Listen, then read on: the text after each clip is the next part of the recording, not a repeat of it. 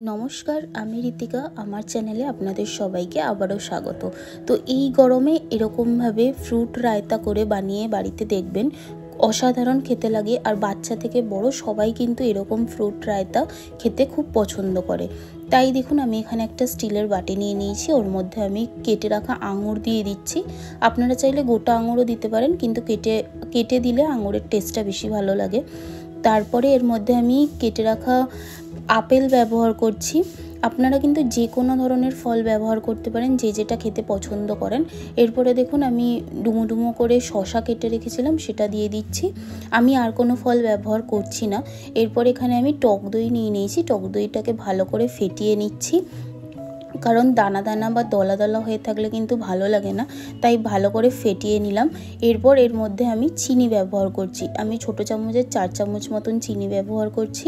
আপনারা যে যতটা মিষ্টি পছন্দ করেন বুঝে কিন্তু চিনিটা ব্যবহার করবেন। তো আমি ছোটো চামচের 4 চামচ চিনি দিয়ে নিলাম, দিয়ে আবার ভালো করে মিক্স করে নেবো। এটা কিন্তু প্রথমেই দইয়ের সাথে মিক্স করে নেবেন, তাহলে কিন্তু চিনিটা গলে যাবে।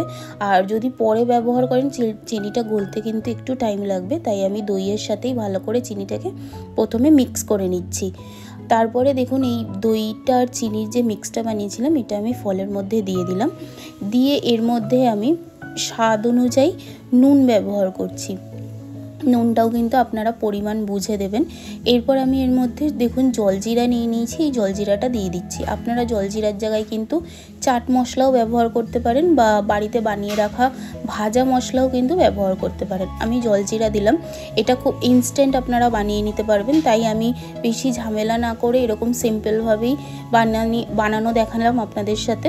আপনারা যারা কাজে যান তারাও কিন্তু এরকমভাবে সকাল সকাল এরকমভাবে বানিয়ে নিয়ে যেতে পারেন। এটা খাওয়া কিন্তু স্বাস্থ্যের পক্ষে খুব উপকারী। দেখুন, এবার আমি ভালো করে মিক্স করে নিচ্ছি। মিক্স করে নেওয়া হয়ে গেলেই কিন্তু আমার একদম রেডি হয়ে যাবে ফ্রুট রায়তাটা।